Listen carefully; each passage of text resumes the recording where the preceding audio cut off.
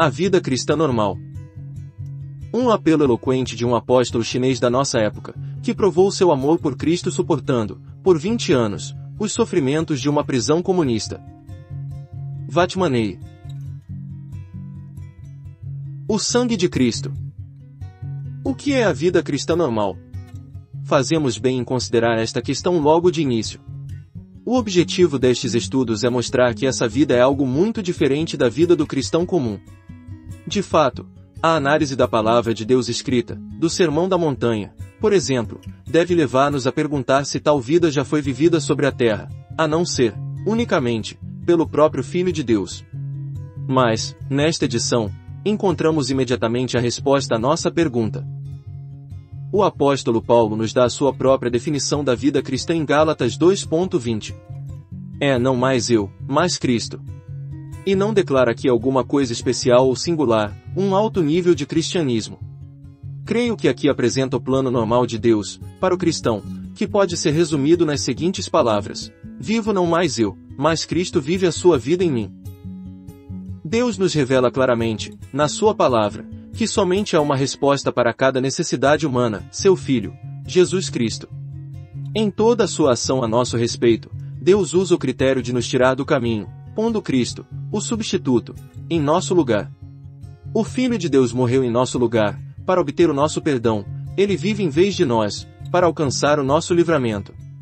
Podemos falar, pois, de duas substituições, uma substituição na cruz, que assegura o nosso perdão, e uma substituição interior que assegura a nossa vitória.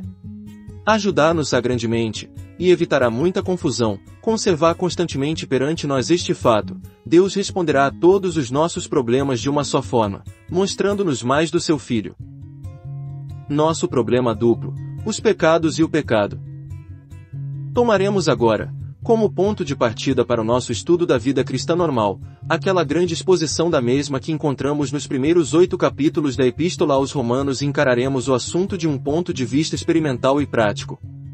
Será de grande auxílio notar, em primeiro lugar, uma divisão natural desta seção de Romanos em duas, e notar certas diferenças evidentes no conteúdo das duas partes. Os primeiros 8 capítulos de Romanos constituem em si mesmos uma unidade completa.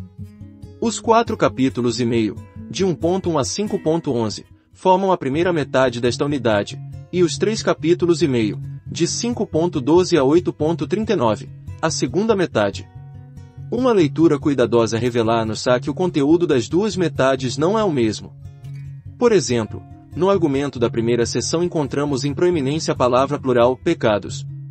Na segunda seção, contudo, esta ênfase é modificada, porque, enquanto a palavra pecados ocorre apenas uma vez, a palavra singular, pecado, é usada repetidas vezes, e constitui o assunto básico e principal das considerações. Por que assim? Porque, na primeira seção, considera-se a questão dos pecados que eu tenho cometido diante de Deus, que são muitos e que podem ser enumerados, enquanto que, na segunda, trata-se do pecado como princípio que opera em mim. Sejam quais forem os pecados que eu cometo, é sempre o princípio do pecado que me leva a cometê-los. Preciso de perdão para os meus pecados, mas preciso também de ser libertado do poder do pecado. Os primeiros tocam a minha consciência, o último a minha vida. Posso receber perdão para todos os meus pecados, mas, por causa do meu pecado, não tenho, mesmo assim, paz interior permanente. Quando a luz de Deus brilha, pela primeira vez, no meu coração ou consciência, clamo por perdão, porque compreendo que cometi pecados diante dele, mas, após ter recebido o perdão dos pecados, faço uma nova descoberta, ou seja, a descoberta do pecado, e compreendo que não só cometi pecados diante de Deus, mas também que existe algo de errado dentro de mim. Descubro que tenho a natureza do pecador. Existe dentro de mim uma inclinação para pecar, um poder interior que leva ao pecado. Quando aquele poder anda solto, eu cometo pecados. Posso procurar e receber o perdão, depois, porém, peco outra vez. E, assim, a vida continua num círculo vicioso de pecar e ser perdoado e depois pecar outra vez. Aprecio o fato bendito do perdão de Deus, mas eu desejo algo mais do que isso: preciso de livramento. Preciso de perdão para o que tenho feito, mas preciso também de ser libertado daquilo que sou. O duplo remédio de Deus, o sangue e a cruz. Assim, nos primeiros 8 capítulos de Romanos, apresentam-se 2 aspectos da salvação: em primeiro lugar, o perdão dos nossos pecados e, em segundo lugar, a nossa libertação do pecado. Agora, ao considerar este fato, devemos notar outra distinção. Na primeira parte de Romanos, 1 a 8, encontramos 2 referências ao sangue do Senhor Jesus, em 3.25 e 5.9. Na segunda, é introduzida uma nova ideia, em 6.6, onde lemos que fomos crucificados com Cristo. O argumento da primeira parte centraliza-se em torno daquele aspecto da obra do Senhor Jesus, que é representado pelo sangue derramado para nossa justificação, pela remissão dos pecados. Esta terminologia não é, contudo, levada para a segunda seção, cujo argumento gira em torno do aspecto da sua obra representado pela cruz, o que quer dizer, pela nossa união com Cristo na sua morte, sepultamento e ressurreição. Esta distinção tem muito valor. Veremos que o sangue soluciona o problema daquilo que nós fizemos, enquanto a cruz soluciona o problema daquilo que nós somos. O sangue purifica os nossos pecados, enquanto que a cruz atinge a raiz da nossa capacidade de pecar. O último aspecto será alvo das nossas considerações nos capítulos que se seguem. O problema dos nossos pecados. Comecemos, pois, com o precioso sangue do Senhor. O sangue do Senhor Jesus Cristo é de grande valor para nós, porque trata dos nossos pecados e nos justifica à vista de Deus, conforme se declara nas seguintes passagens. Todos pecaram, Romanos 3.23. Mas Deus prova o seu próprio amor para conosco, pelo fato de ter Cristo morrido por nós, sendo nós ainda pecadores. Logo, muito mais agora, sendo justificados pelo seu sangue, seremos por ele salvos da ira, RM 5, 8 e 9. Sendo justificados gratuitamente, por sua graça, mediante a redenção que há em Cristo Jesus, a quem Deus propôs, no seu sangue, como propiciação, mediante a fé, para manifestar a sua justiça, por ter Deus, na sua tolerância, deixado impunes os pecados anteriormente cometidos, tendo em vista a manifestação da sua justiça no tempo presente, para ele mesmo ser justo, e o justificador daquele que tem fé em Jesus. RM 3.24 e 26. Teremos ocasião, num estágio mais adiantado do nosso estudo, de olhar mais particularmente para a natureza real da queda e para o processo da recuperação. Nesta altura, queremos apenas lembrar de que o pecado, quando entrou, expressou-se em forma de desobediência a Deus, RM 5.19. Ora, devemos considerar que, quando isto acontece, o que imediatamente se lhe segue é o sentimento de culpa. O pecado entra na forma de desobediência, para criar, em primeiro lugar, separação entre Deus e o homem, do que resulta ser este afastado de Deus. Deus já não pode ter comunhão com ele, por agora existir algo que a impede, e que, através de toda a Escritura, é conhecido como pecado. Desta forma, é Deus que, primeiramente, diz, todos estão debaixo do pecado, RM 3.9.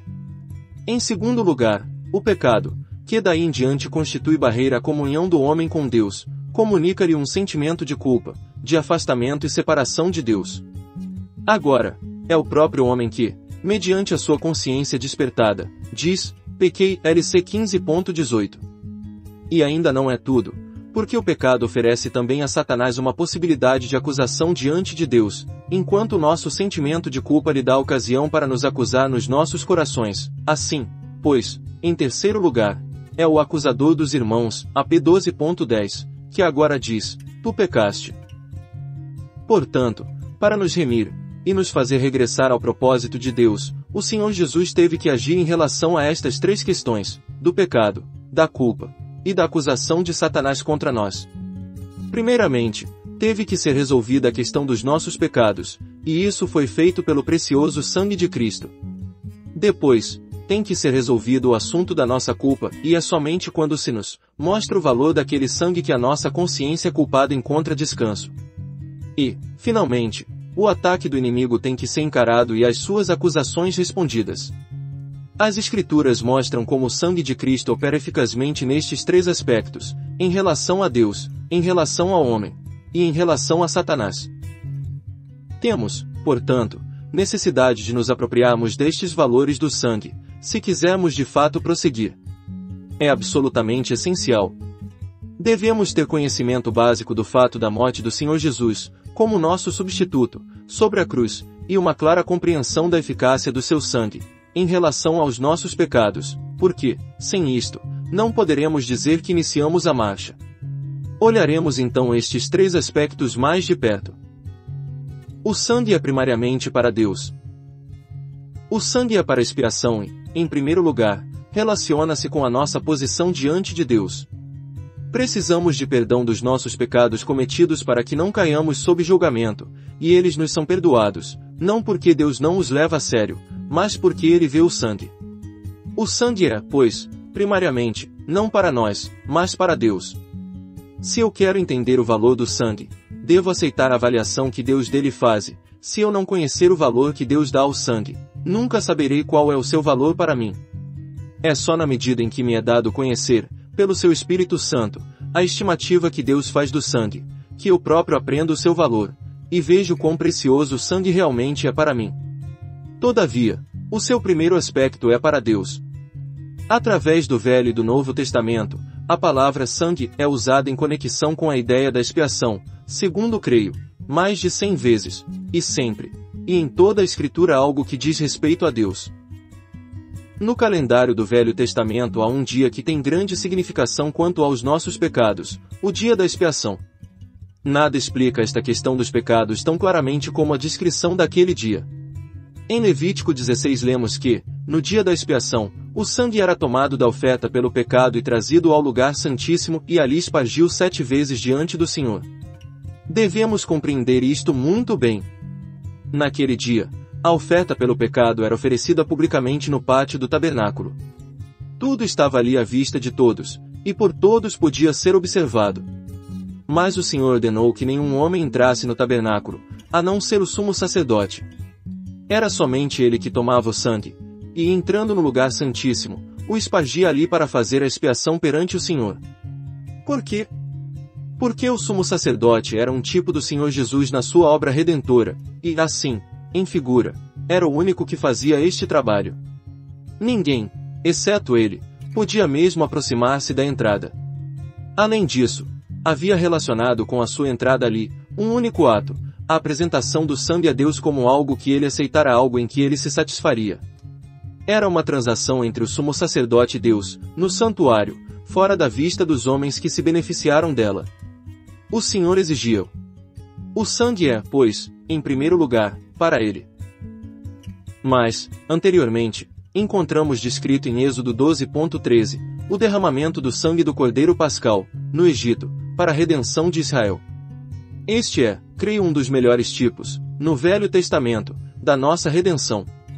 O sangue foi posto na verga e nas ombreiras das portas, enquanto que a carne do cordeiro era comida no interior da casa. E Deus disse: vendo eu o sangue passarei por cima de vós. Eis outra ilustração de o sangue não se destinar a ser apresentado ao homem, e sim, a Deus, pois que o sangue era posto nas vergas e nas ombreiras das portas, de modo que os que se encontravam em festa dentro das casas não pudessem vê-lo. Deus está satisfeito. É a santidade de Deus, a justiça de Deus, que exige que uma vida sem pecado seja dada em favor do homem. A vida no sangue, e aquele sangue tem que ser derramado em favor de mim, pelos meus pecados. Deus requer que o sangue seja apresentado com o fim de satisfazer a sua própria justiça, e é Ele que diz: vendo eu o sangue passarei por cima de vós. O sangue de Cristo satisfaz Deus inteiramente. Desejo agora dizer uma palavra a respeito disto aos meus irmãos mais novos no Senhor, porque é neste caso que muitas vezes caímos em dificuldade. Em nossa condição de descrentes, podemos não ter sido absolutamente molestados pela nossa consciência, até que a palavra de Deus começou a nos despertar. A nossa consciência estava morta, e aqueles que têm consciência morta certamente não têm qualquer préstimo para Deus. Mas, mais tarde, quando nós cremos, a nossa consciência pode se tornar extremamente sensível, e isto pode vir a ser real problema para nós.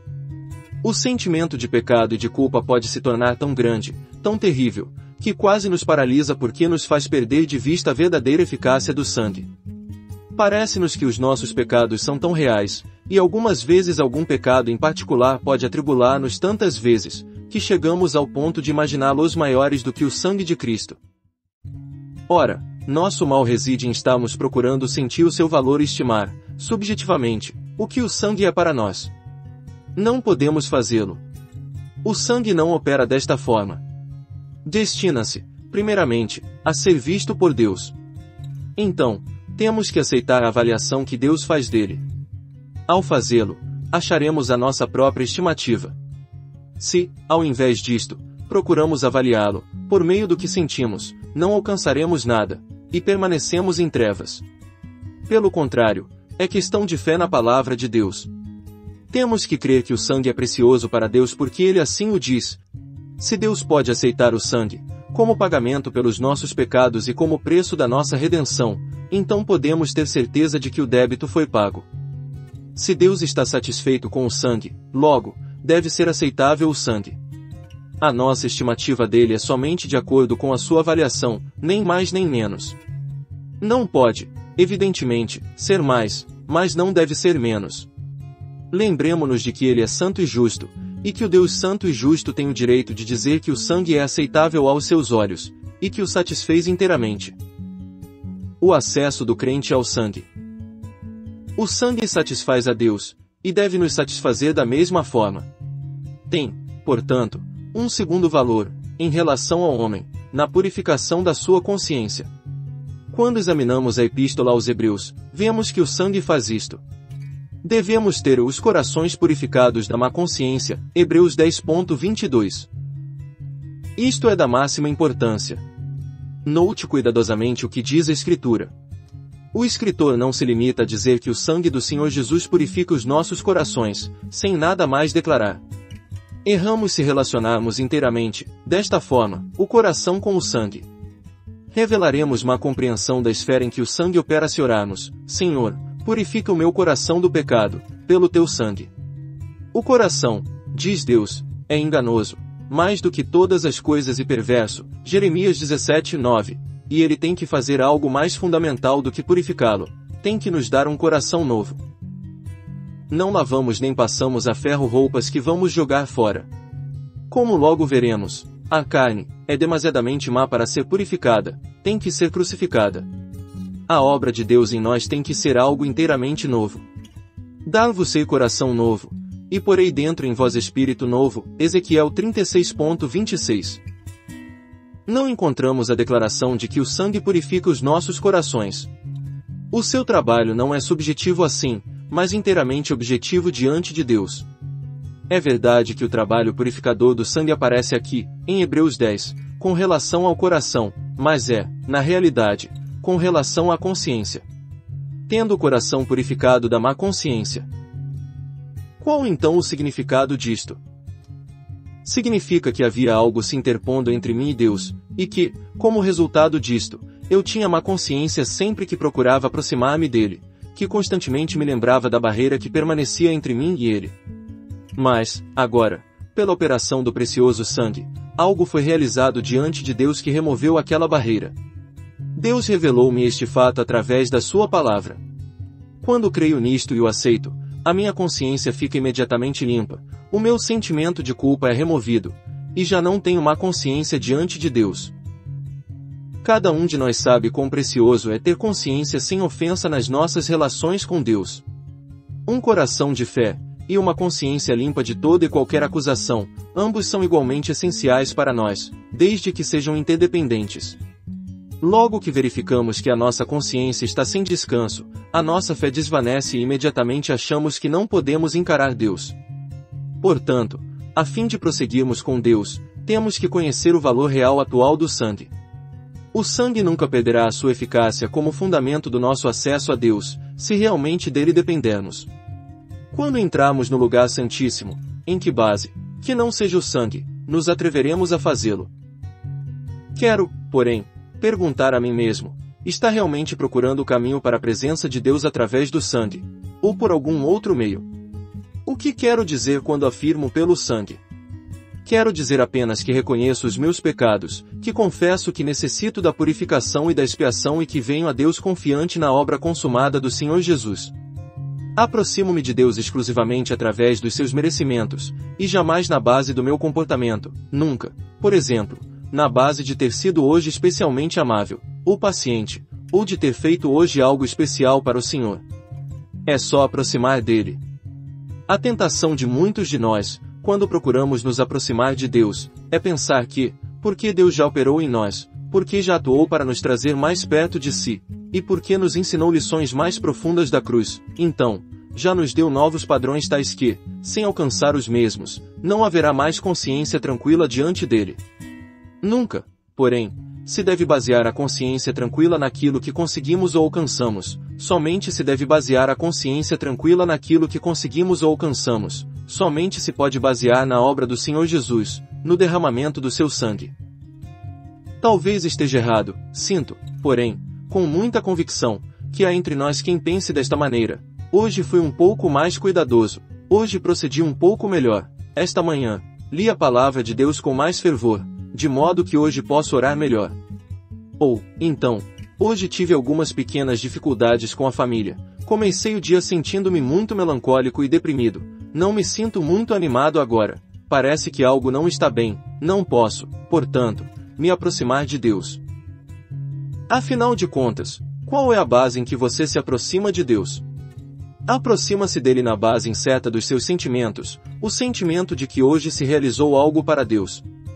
Ou baseia-se a sua aproximação de Deus em algo muito mais seguro, ou seja, no sangue derramado, no fato de que Deus olha para aquele sangue e se dá por satisfeito. É lógico que se pudesse conceber que o sangue sofresse qualquer modificação, a base da sua aproximação de Deus seria menos digna de confiança. O sangue, porém, nunca mudou nem mudará jamais. A sua aproximação de Deus é, portanto, sempre com ousadia, e essa ousadia lhe pertence pelo sangue, e nunca pelas suas aquisições pessoais. Qualquer que seja a medida do que se conseguiu alcançar hoje, ontem e no dia anterior, logo que se faça um movimento consciente para o lugar santíssimo, deve-se permanecer num único fundamento seguro, o sangue derramado. Quer tenha tido um dia bom ou mau, quer tenha pecado conscientemente ou não, a base da sua aproximação é sempre a mesma, o sangue de Cristo. Esse é o fundamento sobre o qual se pode entrar, e não há outro. Vê-se que, como em muitas outras fases da nossa experiência cristã, nosso acesso a Deus tem dois aspectos, um inicial e outro progressivo. O primeiro se nos apresenta em Efésios 2, e o último em Hebreus 10. Inicialmente, a nossa posição perante Deus foi garantida pelo sangue, porque fomos aproximados pelo sangue de Cristo, Efésios 2.13. Mas, daí em diante, a base do nosso contínuo acesso ainda é o sangue, porque o apóstolo nos exorta, tendo, pois, intrepidez para entrar no Santo dos Santos, pelo sangue de Jesus aproximemo-nos. De início chegamos perto pelo sangue, e para continuar nesta nova relação, eu venho a Deus a todo momento pelo sangue. Não se trata, portanto, de haver uma base para minha salvação, e outra para manter minha comunhão. Alguém dirá, isso é muito simples, é o ABC do Evangelho. Sim, mas a tragédia, com muitos de nós, é que nos desviamos do ABC, chegamos a pensar que fazemos tais progressos que podemos dispensar o sangue, jamais, porém, poderíamos fazê-lo. Não, a minha aproximação de Deus é pelo sangue, e é desta mesma forma que, a todo momento, eu venho perante Ele. E assim será até o fim, sempre e unicamente pelo sangue. Isto não significa, de forma alguma, que devemos viver de modo descuidado. Estudaremos daqui a pouco outro aspecto da morte de Cristo em que se considera este assunto. O que importa aqui é nos contentarmos com o sangue, que é real e suficiente. Podemos ser fracos, no entanto, olhar para as nossas fraquezas nunca nos tornará fortes. Procurar sentir nossa maldade, e nos arrepender por isso, não nos auxiliará a sermos mais santos. Não há auxílio nisso sem haver da nossa parte confiança em nos aproximarmos de Deus mediante o sangue, dizendo, Senhor, não entendo totalmente qual seja o valor do sangue, mas sei que a te satisfez, e que deve me bastar como motivo único do meu apelo a ti. Percebo agora que não se trata de eu ter progredido e alcançado algo. Só venho perante ti na base do precioso sangue. Então fica realmente limpa a nossa consciência diante de Deus. Nenhuma consciência poderia jamais ficar tranquila, independentemente do sangue. É o sangue que nos dá intrepidez. Não mais teriam consciência de pecados. Estas palavras de Hebreus 10.2 têm significado transcendente. Somos purificados de todo o pecado e podemos realmente fazer nossas as palavras de Paulo: bem-aventurado o homem a quem o Senhor jamais imputará pecado. Romanos 4:8. Vencendo o acusador. Em face do que temos dito, podemos agora voltar-nos para encarar o inimigo, porque há um novo aspecto do sangue, que diz respeito a Satanás. Atualmente, é o de acusador dos irmãos, Apocalipse 12:10, e nosso Senhor o enfrenta como tal no seu ministério especial de sumo sacerdote, pelo seu próprio sangue. Hebreus 9:12. Como é, então, que o sangue opera contra Satanás? Por este meio, colocando Deus ao lado do homem. A queda introduziu algo no homem que deu a Satanás livre acesso a ele, de forma que Deus foi compelido a se retirar. Agora, o homem está fora do jardim, destituído da glória de Deus, Romanos 3:23, porque interiormente está separado de Deus. Por causa do que o homem fez, existe nele algo que, até que seja removido, impede Deus moralmente de o defender. Mas o sangue remove aquela barreira e restitui o homem a Deus e Deus ao homem. O homem agora está certo com Deus, e com Deus ao seu lado pode encarar Satanás sem temor. Lembre-se do seguinte versículo: o sangue de Jesus, seu Filho, nos purifica de todo o pecado. Não é todo o pecado, no seu sentido geral, é cada pecado, um por um. O que significa isto?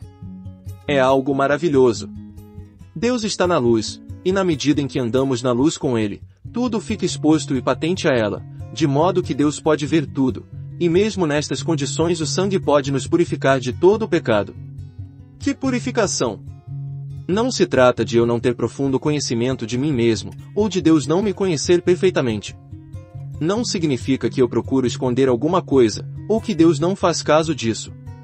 Não, significa que Ele está na luz, e que eu também estou na luz, e que mesmo ali o sangue precioso me purifica de todo o pecado. O sangue pode fazê-lo plenamente. Alguns de nós às vezes somos tão oprimidos pela própria fraqueza que somos tentados a pensar que há pecados quase imperdoáveis. Recordemos de novo a palavra: o sangue de Jesus, seu Filho, nos purifica de todo o pecado.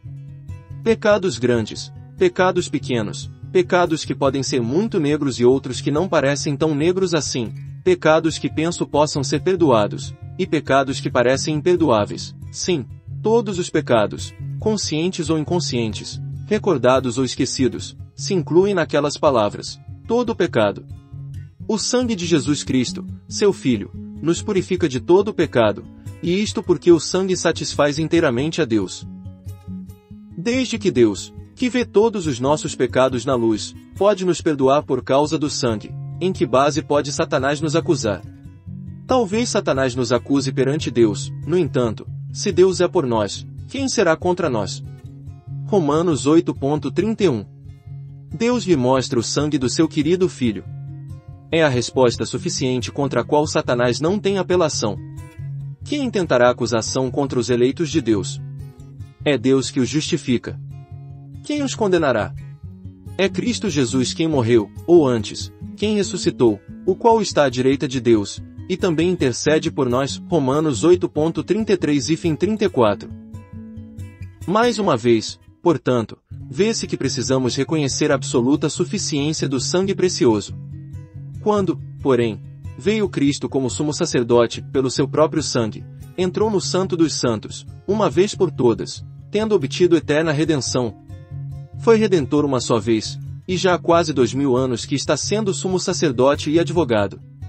Ali permanece, na presença de Deus, como propiciação pelos nossos pecados. Notem-se as palavras de Hebreus 9:24, muito mais o sangue de Cristo evidencia a suficiência do seu ministério. É suficiente para Deus. Qual é a nossa atitude para com Satanás?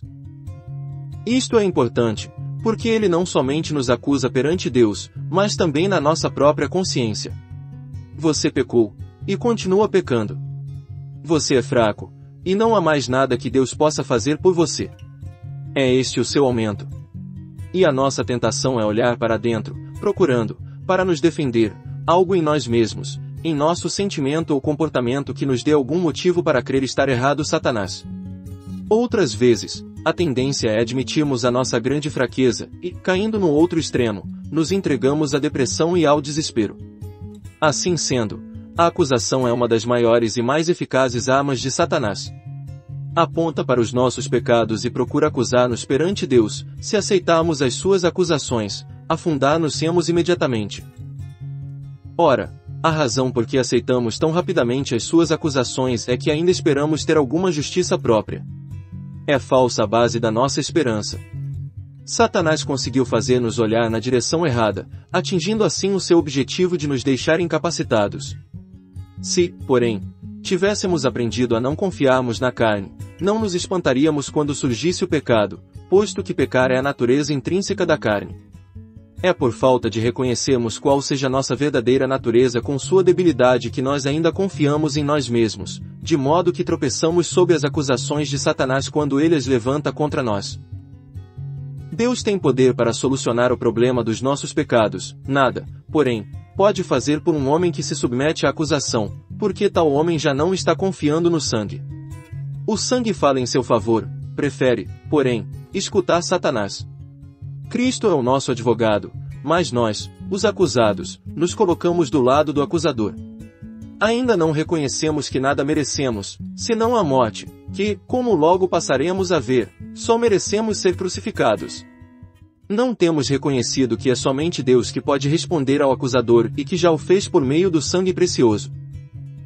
Nossa salvação está em olharmos firmemente para o Senhor Jesus, reconhecendo que o sangue do Cordeiro já solucionou toda a situação criada pelos nossos pecados. É este o fundamento seguro em que nos firmamos. Nunca devemos procurar responder a Satanás, tendo por base a nossa boa conduta, e sim, sempre com o sangue.